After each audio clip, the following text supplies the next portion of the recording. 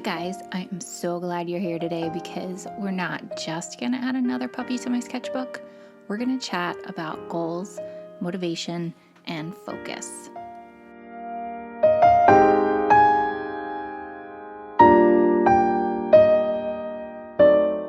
I'm guessing that there are some of you out there that, like me, are going through the process of figuring out what you'd like to accomplish this year and what that roadmap to success looks like. But if you are like me, then you may also know that planning for activities 6 months from now, 1 month from now, even 1 week from now will inevitably be rendered meaningless if that day comes and your heart just isn't in it. And once that breakdown happens, it can be a slippery slope to the entire plan just falling apart. So what does that mean? Is it just impossible to accomplish long-term goals? I mean, obviously not. So I'm going to share with you my steps for planning around those days when I'm just not feeling it, or I'm really excited about doing that totally random thing, or even those days when a crazy emergency just comes out of the blue and you have no choice but to step back for a time and deal with life. Okay, let's start with the most common problem, when my heart just isn't in it. This is a problem of motivation, and even when you're doing the things that you love the most in the world, let's be honest, sometimes it just feels like the worst. And that brings me to my first practice, goal check. So if you're looking at the goal that you set out to achieve and you're saying, that's no longer what I want, then change the goal. That's totally valid. But if it's just that feels like an unattainable goal, the goal no longer feels like something that you can actually reach, then I say try shrinking the goal. Make it something easier.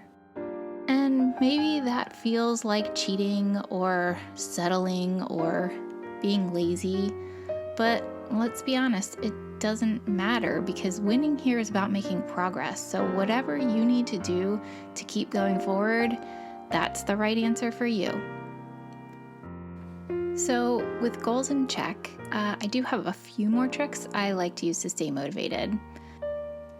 One of my favorites is rewarding the effort. So this is about finding other things in life that you love and attaching them to the work that needs to be done. Things that motivate you to get started, like watching a TV show, an audio book, a podcast. This is a habit I picked up when I started running. I would only allow myself to listen to my favorite podcasts while I was on a run. Eventually, the association became so ingrained that actually hearing the opening of the podcast makes me want to run. So yeah, it's a hack, but it works.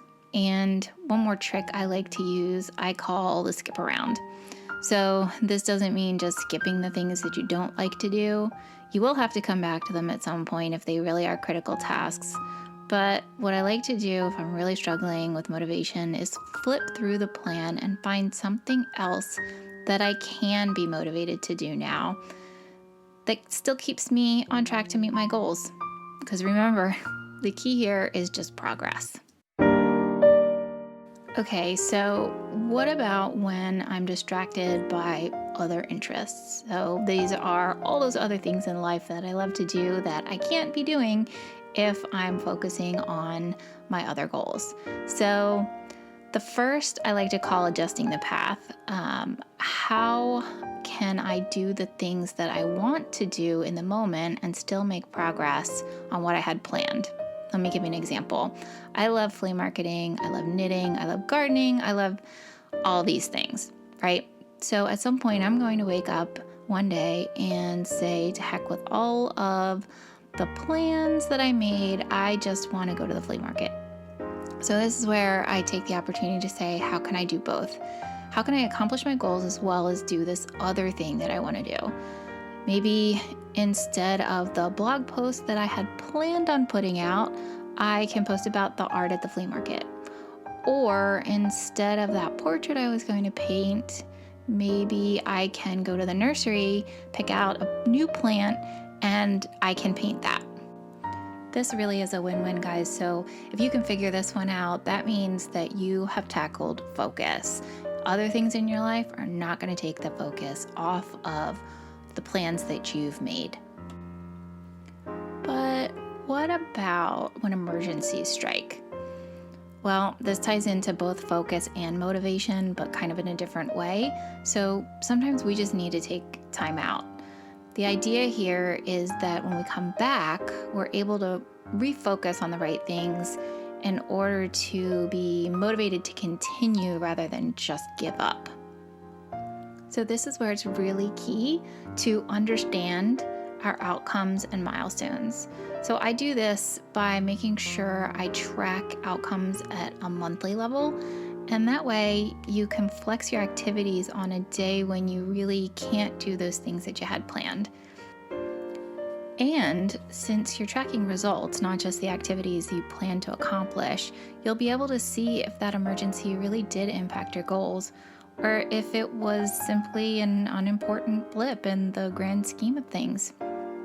What this really does is allows you to see the impact, big or small, and then you can move forward appropriately. For instance, you can start adjusting things in the future so you can make up for the loss that emergency caused, or simply just make note of the fact that it happened, when it happened, and what was the impact. This is great. Now I know if something like this happens in the future, I can anticipate what the impact is going to be.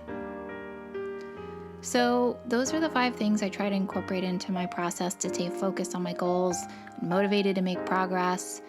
How are you guys doing? Do you have some tricks that you use to stay on top of things? I'd love to hear about it in the comments, as well as anything else you'd like to hear here on my channel. Thanks again for watching. Don't forget to like and subscribe if you want to see more. And yeah, I'll see you soon.